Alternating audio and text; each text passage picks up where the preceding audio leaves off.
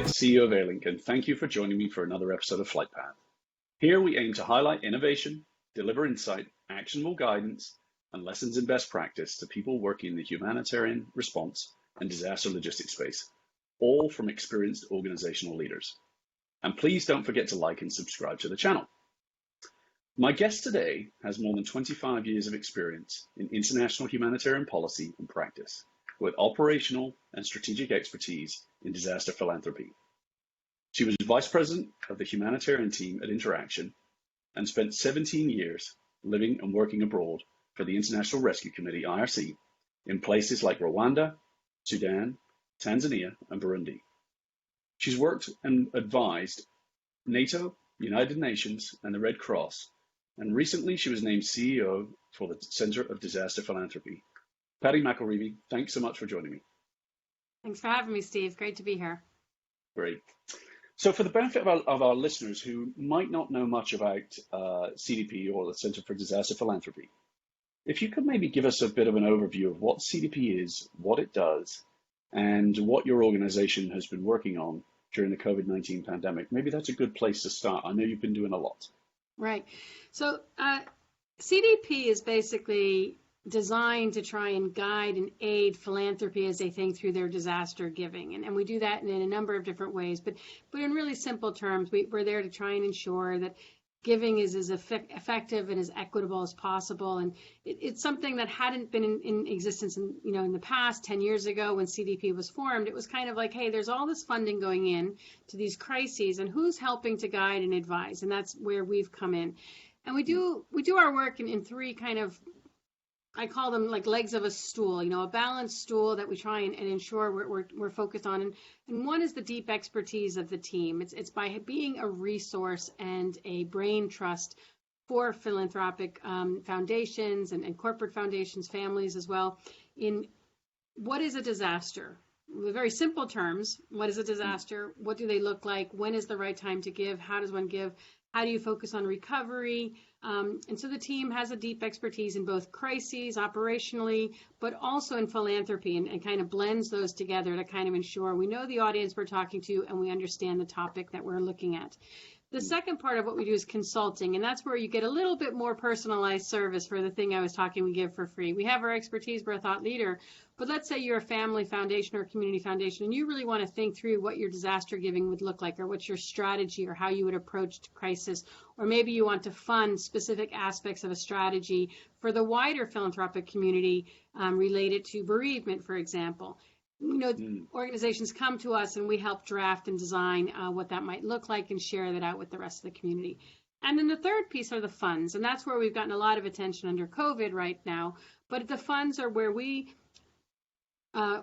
organizations can give us money, and it's a pool. So your $10, your $20, your $100,000 goes further because we help to identify what are the needs on the ground and who are the organizations with who are working as close as possible to those communities. And so we take over that stewardship responsibility for others, and we pre-vet organizations, and we look at it. I mean, one comment I would make for COVID is it's a response phase for us. Most of the work that CDP does is not that early days of a crisis. It's really looking at the recovery phase, making sure that the investment is made for after the media has gone home, after people have kind of forgotten about it. It's no longer a new news cycle. You don't even maybe remember the hurricane of last year, but the people who were impacted by that hurricane, they remember it. They may not even have their house yet. So we're there to try and ensure that funding and attention is still going into those areas, and we very much focus on recovery. With COVID-19, we realized that we couldn't focus on the recovery alone. We needed to look at the response phase as well, because the impact of this pandemic was going to be so great that to wait was a privilege that no one has right now. We needed to get involved in the response and also look at the recovery phase. And that's what we've been doing very much within COVID-19. We stood up a fund. We've fundraised over $27 million into that fund, and we've already programmed over 14 million out to 95 organizations.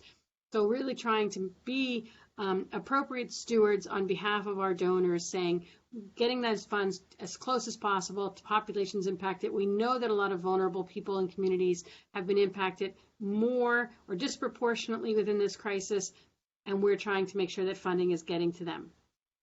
Yeah, yeah, that's great. Thank you. I mean, it's certainly a difficult time, and I've been fortunate enough to work with a number of individuals on your team, Mhm. whether at CDP or prior, and so you've certainly got a great team behind you.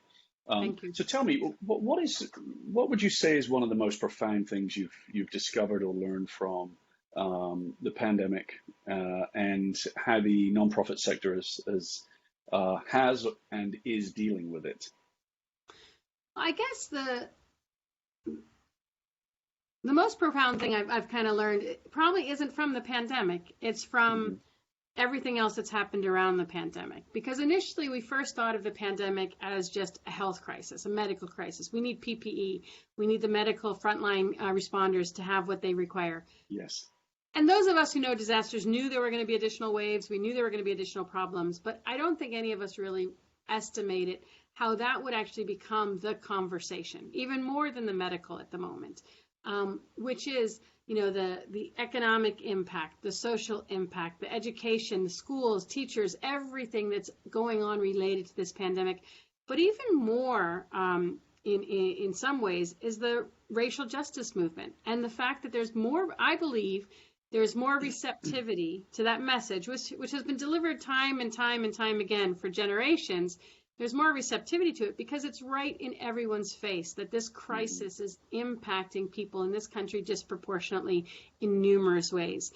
And we no longer have the privilege to sit and pretend it's someone else. It's Mhm. This crisis has made it very clear that everyone is impacted, and it doesn't take much for all of us to have our lives drastically altered.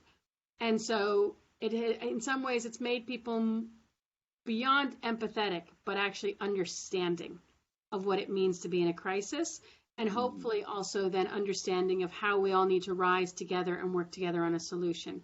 And so for me, that's kind of been the profound moment. Is just it's a very complicated, very exhausting time, but at the same, but also it's a moment where if we can really use this as a teaching moment to kind of let people understand the crises of the economy of essential workers and the fact that we don't pay a living wage, teachers and the care that we take to ensure teachers have the materials and supplies they need to teach, that all too often our health facilities are understaffed and undersupplied. All of those items that have worked in different ways through this crisis, if we can actually end this crisis with a memory of that and focus on Mhm. fixing that through better policies, through better investments, then, I will say that this was worth it, if we can come through better as a society on the other side. Yeah. Yeah, I think that's interesting. I mean, that's right. I mean, in all of the responses, even we respond to, it's always primarily helping someone else over there, Yeah. someone far away, and that's been significant because actually we're all affected by it. And so, I hope all those things are right, and I think that all those things are happening. In terms of being more receptive. Yeah. I think that's right. Yeah, that is very interesting. Looking at being a CEO of an organization in this unprecedented time. And you've been with CDP certainly a long, extensive career, but you've only been with CDP since March. That's pretty Right. amazing timing, by the way. That's around when things started really heating up with COVID. With so many things in flux, nobody has a handle on everything. Does anyone even have a handle on anything? How do you gear up an organization like that to operate in this environment? I mean, it's an interesting question. It is. I did join right as we stood up our COVID-19 response fund, right as we had our first webinar, right as we started to think about, oh, Yeah. what are we going to do? How are we going to make all of this work? But this is where I have to give credit to the team. I mean, they just dug in and they kind of recognize, like, this is the moment that CDP in some ways was created for. This is our mission. Our mission is to help people navigate crises. It's to help philanthropy understand how best to give in a crisis. And and so we just kind of did what we needed to get done. And I I wish I had like a magic bullet, like, oh, we did this one thing or we did this one thing, but it really, more than anything, was proof that a clear mission can really pull an entire team to row together, right? And that was it. We had a clear mission, we knew what we needed to do, and everybody helped out. And if that meant that we didn't do some things that had been strategized or planned for, that was okay. We put them to the side. As we started to explore, can we streamline some of our processes to make so that we can go faster because there's so many needs, and everyone was part of that. Okay, like, how do we do that? How do we ensure that we're protecting our organization, that we're protecting the funds that have been given to us, but also being a good donor, also looking at following the commitments we've made related to getting money out the door as quickly as possible, helping and be part of this response. So I feel it was a real all hands on deck moment, and the team proved itself. And I felt blessed to have been the leader for this team at that time, because it was pretty easy to lead them. They were more than happy to follow the leadership on, like, let's get in, let's make something happen, and let's do it. And it was really, really welcoming. That's great. That's great. I assume that the Sunday evening before the Monday you started, you might have been thinking cursed versus blessed to step into the breach. But well, that's great to hear. I don't know. I mean, CDP has this funny, kind of, not really, joke about everyone who starts in a senior position starts, and then there's some major crisis within the first couple of weeks. So one had warned me of that during the interviews, but two, even before I had started, they had called to say, next week is your first week. We would like to do a webinar on COVID. What do you think? So I got a few pre-warnings that they were already getting ready. That's great. That's great. Yep. Well, good. So Airlink and the Clinton Global Initiative, Global Initiative, I know you know them well. Recently, we did a survey of combined disaster response networks, and we found about 62% of disaster response organizations predicted they were going to have serious financial and operating difficulties because of COVID-19. So I wanted to ask you, based on your vantage point at CDP, combined with your insights from spending a lot of time at Interaction and your leadership role there, what do you think this kind of means for the sector and its resiliency going forward? I do think there will be some organizations that don't make it through the crisis. I've seen a few things calling for mergers, acquisitions, hibernation, different approaches to be taken. I guess some organizations will be able to successfully hibernate and come back in a strong way, but even some responding agencies might be overstretched within this crisis. And in the early days, we were seeing that through organizations who are very heavy reliance on volunteers, not knowing how to respond within this crisis, because how do you ask volunteers to come out when you can't protect them, right? So I think we've seen different shifts as organizations have managed to adapt to the crisis and adapt their model to the crisis. I do think those organizations that have been more successful at that may weather the storm better than others. One of the things where CDP has been saying is we're doing with our own funding is trying to be as flexible as possible. Really, asking philanthropy, give now, don't make it only, COVID related. Try and if you are an arts philanthropic movement, give to the arts. That every organization has to maintain itself in some way. Allow flexibility in where the funding goes. Allow creativity in the programming. That's another thing we've been doing, is really looking at not predetermining what we believe the most important needs on the ground are, but really listening to communities and hearing what are their needs, and allowing those community organizations that are working with them, the NGOs and nonprofits who are working with those communities, to actually feed the programming that happens. And that's been interesting for us. It's, normally you're used to, oh, here's a shelter program or here's a water program. But instead, we're getting programs about census, about feeding programs for populations that are in hibernation. Like, for example, we have one from Kentucky that's the equine industry, and they've been in a bubble to try and ensure that they can continue to care for the horses. Okay, so there's a nonprofit that literally helps that community and bringing them in the food and education supplies so that they're able to weather the storm and allow them to continue their programming. So it's very interesting that we have to be willing to just listen and adapt. And I can't speak to, I'm not an economist. I don't know what's going to happen with nonprofits. There's a lot of philanthropy, I believe, that is held back on some of their giving, but at the same time, there is incredible generosity. I mean, there's over 12 or 13 billion dollars already allocated from philanthropy out into the industry. So we do know more will be needed, and that's the message we've been saying. More will be needed, more flexible funds. But will it be enough? I don't think so. And that's a hard message no one wants to accept. But I do feel we need to, the sooner we come to grips with the fact that we may not all survive this. I don't know, maybe it's easier than to plan for what would be the best strategy to try and survive it in the best way you can, right? If everyone thinks that they're going to survive it with all hands on deck, working in the same way we always have, and we know the funding is not coming in, then there probably will be more that go out of business than if we actually look at who should hibernate, what mergers need to happen, and who maybe is going to ramp up during the response phase.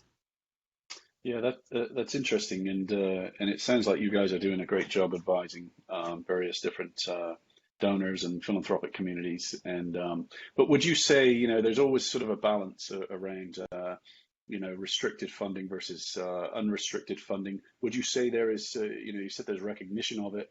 I'm sure there's never ever enough funding, right? So in this environment, there probably certainly won't be. I agree with that. Do you feel like there has been kind of a shift that the donor community is understanding that and not putting too much restriction on donations? Well, there was the Council of Foundations had a pledge, and many philanthropic movements and foundations signed on to that pledge, committing to be more flexible, committing to give more funding to the general operating support.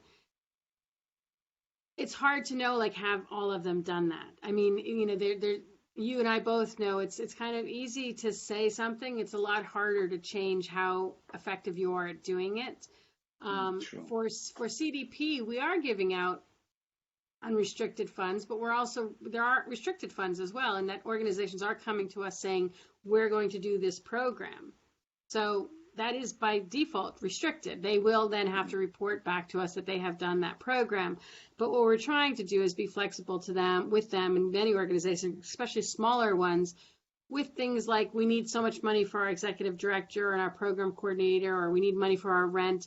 We're trying to be flexible to the type of line items that we will fund within a program. So it's not just, try and get that out of your indirect costs, but also what do you need to maintain your sustainability as an organization? And we are, our fund director does have those conversations, especially with the smaller organizations, really trying to be a partner in their future, and ensuring that they can move ahead and continue to offer support and services to the populations that they're working with. But I can't speak to what everyone has done. I do know that CDP has a report coming out that we're working on with Candid that will come out in the coming months that will be about what has been the footprint of philanthropy so far within this crisis, how much money has gone in, where has it gone, what type of organizations has it gone to. And I think there'll be some interesting findings within that we will be calling on others to kind of challenge themselves about, have you done all that you can, and have you given all that you can? But I always say, don't get distracted by the numbers, because it does seem like a lot of money's going in, but it's not nearly enough. And Sure, we need to sure. continue to ask for more funding to come in, not just from philanthropy, but also from the government, also from communities, from individuals. We all need to figure out how we can dig a little deeper, because 2020 is a very long year, but it's also a very needy year. And it would be Yeah, very easy to get distracted by your own needs, and not see the needs of others, or your own challenges and not see the needs of others. And I do think we all need to recognize that we we need to be bigger than that this year. We need to, even if our own finances are suffering or we have our own challenges, we need to also remember to think of others, because there will be other people who need it more than us. yeah, yeah. That's for sure. That's for sure. Well, maybe let me change tack a little bit. Talking about CDP and your team. Um, there's I think you mentioned already that it's not just COVID-19, it's all of the surrounding Hmm. things that have occurred. In light of that, I mean, what would you say have been sort of the biggest organizational challenges you've been experiencing? And I think you were largely, the team was dispersed before, Hmm. i.e. remote, but talk to me a little bit about how you're building and managing and leading the team, because Right. that'd be very interesting, I think, to the listeners.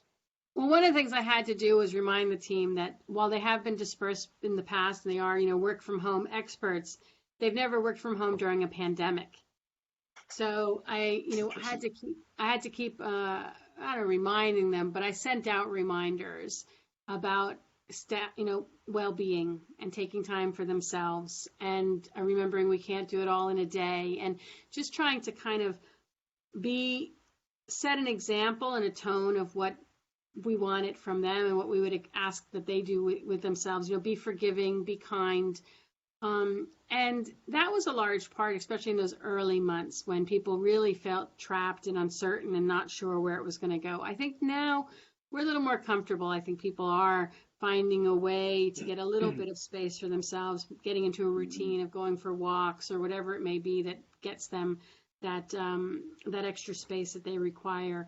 But it was tough. And even then, the other thing I've had to work with the team on is we're a recovery organization. We focus a lot on the recovery phase. And this Yeah. COVID was response phase. So it was intense, and it's been intense, and it remains intense. And so I would sometimes get pushed back on deadlines. They would give themselves these really tight deadlines, which, anyone who's been in the operations in the field totally understands. Like, if I don't do Mhm. this, someone's not getting something. I need, and that pressure we put on ourselves. But even in the field, we force ourselves into R&R. You're forced into a cycle of break. And we Mhm. don't have that cycle of break in COVID. So I've basically been that break. They would send me the deadlines, and I would say, no, let's push it all a week back. No, no. And I'm like, no, I'll own this. It's on me. We're not going that fast. And so kind of allowing them to be a bit more forgiving with themselves on time, Mhm. but also giving them a ready, like, blame if they needed it mentally, right? I would go faster, but Patty, just slowing things down, and I'm That's okay good. with that, because sometimes that's what you need. You need something to kind of help you recognize that it's okay to take a break. It's Hmm. okay to take a weekend. It gave a 3-day Of weekend, course. and I didn't check my computer. I was like, I don't expect anyone to be on. So that more than anything, it's been trying to help them. It's just trying to set that tone. Um, and also just really, I have a huge amount of pride in our work, and I talk obviously with them about what they're doing, and with our board and with others, and just Hmm. really very happy, and let them know that we're all this work that's doing, all this effort means something. It's helping people, and it has a great impact. I think people just sometimes like to have that reminder that there's a reason I'm doing this every day. Yeah, So trying to that's offer right. that. Yeah. Yeah, and it's tough to connect, isn't it? And you seem to be like the nicest villain I've ever met, by the way. If on the 1 week deadline pushback. No, that's good. No, that's great. I mean, listen, this is our industry, our sector, whether it's the response or recovery, is a high burnout industry, right? Is a high Hmm. burnout sector, and we really need to. That's absolutely right. And so I'm sure that your team very much appreciate that. Yeah. Um, I mean, Yeah. the other thing, sorry, Steve, the other Yeah. thing I was going to No, go say for that it. we do is we also remember that there's more than COVID going on. And I think Mm. that's also been important because we have given out funding for California wildfire recovery, for Atlantic hurricane recovery, Midwest floods. So that the other thing is I've tried to really work to ensure that there's a balance in what we talk about and how we represent things within the team. That even folks who are not part of the COVID specific response of CDP, their Yeah. work is still valued, their work is still recognized, and their work is still promoted. And that's been, I think, another bit to try. And I don't think anyone on my team would actually feel resentment towards the COVID work. But, no one likes being the child who doesn't get as much attention, right? So I do think it's Mm. about looking at maintaining a focus on the whole of the organization and Sure. everything that we need to do as an organization to be strong together. And Yeah. recognizing that they work really, they are very, I mean, my team is so supportive of each other. It's just incredibly valuable how much they help identify partners for each other. Oh, I've worked with Airlink. Oh, you should work with Airlink. Really trying to help them Yeah. identify and problem solve. It doesn't, even though they're remote from each other and dispersed, and some of them have never met, they are still very willing to share and support each other on whatever it is they might be working on. Yeah. Yeah, that's great. That's great. It's interesting that the balance between, like you said, other things are happening around the world that were already big problems and big crises that have somewhat lost focus. A big philanthropic sector would be the American public. Hmm. And I wonder if, I assume that you must have seen some interesting shift because, again, usually it's someone else over there that needs help. And so we give and we try and support them. But now it's right here. And so, hey, no, I want to support here because this is where I live and this is, and I wonder, have you seen some of that sort of shift in the giving? I mean, related to individual giving, I'm not sure we have that data yet. And our Mm. state of disaster philanthropy, I'm sure we'll look at that, as will Indiana University's work that they do on individual American giving. But we've seen a lot of individual giving come to us. Yeah. So more than we've gotten in other crises. So Mm. there is a generosity that's happening, and I don't have enough of a snapshot of what's happening in other organizations to see if they're Sure. seeing similar numbers. What we do know from some of our donor advised fund reports, we do consulting work for a few donor advised funds, and we've Yeah. seen reports back from a few of them that organizations that are listed on their website as organizations to give to related to the donor advised funds and COVID-19 have seen, I think Schwab said, a 400% increase Oh, wow. in their fund, in their giving. So I do think there's a great generosity that's happening right now. I don't believe we have it fully captured, but I Sure. imagine when we do have the time to look at this, when the data is available, because 990s, we need to wait for everything to catch up with the need for Yeah. the data. I think we will be amazed at the generosity of spirit that has Hmm. been there. I agree that a lot of people have gone local, even just talking to my friends here in, Yeah. in Washington and myself. I mean, yes, I give to CDP, but I also give locally, Yeah. to make sure that funding goes into my own community. And I can expect we'll see a lot of that across. And the other thing as well to remember is giving is not merely financial.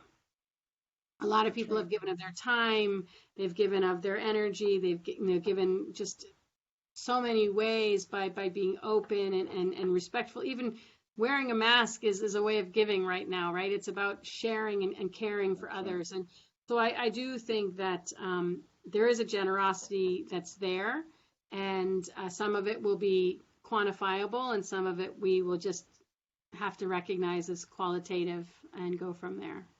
Yeah. Yeah. That's great. Well, I always like to try and finish on a positive note. That not that we've been talking about negative things, but there's so much happening right now. What are you feeling optimistic about over the next 6, 12 months beyond? Well, I do think a little bit of is what I was highlighting before. I'm hopeful that we're going to come out of this a stronger society. Some days, I'll be honest, if I look at my Twitter too much, I'm not convinced of that. But I do believe that if we look at individuals, if we bring this to community level, there are more positive stories than there are negative. I mean, as a species, we like to focus on the negative. But the kindness that's been out there, the people who've gone shopping for each other, the neighbors who've mowed the lawns of others who are staying inside, the masks, I mean, the donations of masks that I got in the early days. I mean, just people trying so hard to do something, to be involved in some way, that it gives me a lot of hope. I also feel that there's an educational component that it'll be on us as individuals working in the disaster realm to see how do we translate this into materials. But in the past, disasters have been very much someone else. I give because I heard Harvey hurt Texas. I give because I feel for the children in Yemen.